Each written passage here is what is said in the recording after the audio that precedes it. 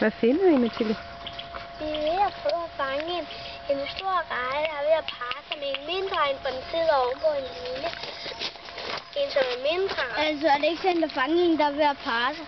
Vi vil bare kigge på den hurtigt. For det er nemlig sjovt at kigge på.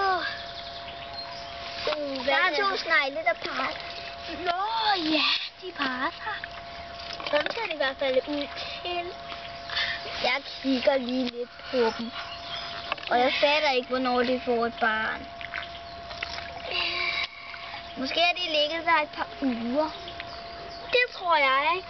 For jeg har prøvet at holde nogle snegle, hvor de lavede et barn, imens de var i min hånd.